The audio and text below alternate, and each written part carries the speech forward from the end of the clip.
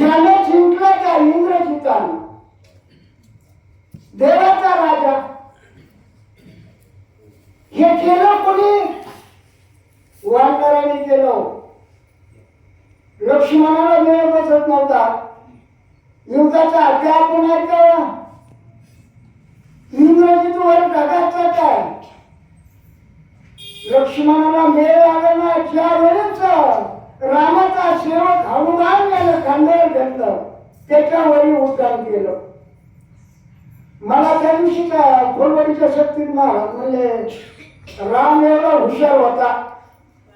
अरे त्यामध्ये माणसं, जनक राजाच्या मिथुळेत माणसं, वानर संघ का घेऊन गेला?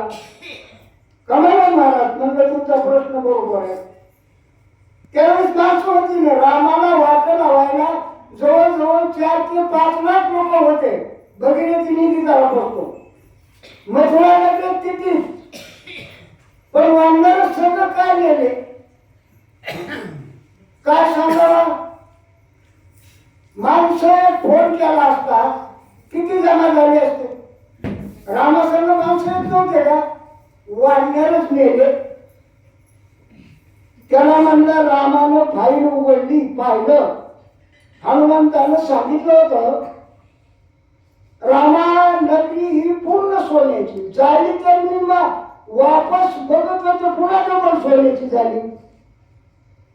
सगळी नगरी सोन्याची आहे. हनुमंतानं सांगितलं, रामानं निरखून पाहिलं.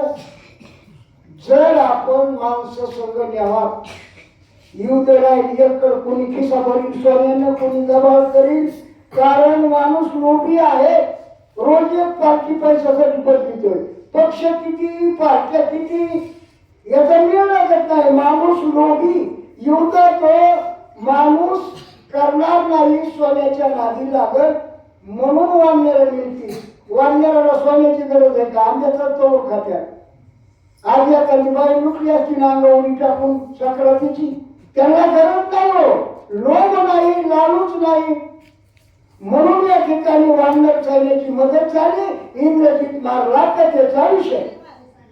याचे आधीचे माझे वचन तुम्ही करावे सावधान, असे बोलला लक्ष्मण. मूर्छेपणा सोय पडला. मूर्छेला आली एवढं इंद्रजिता बरोबर केलेलं.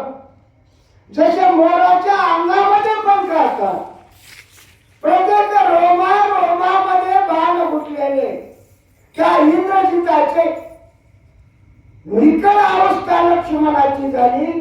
जर्जर असणारा तो लक्ष्मण झालेला आहे. वानरांनी सांगितलं, रामा भैया साहेब आधी असणारी बिकट परिस्थिती आहे आणि त्याला सावध केल्याशिवाय जमत नाही.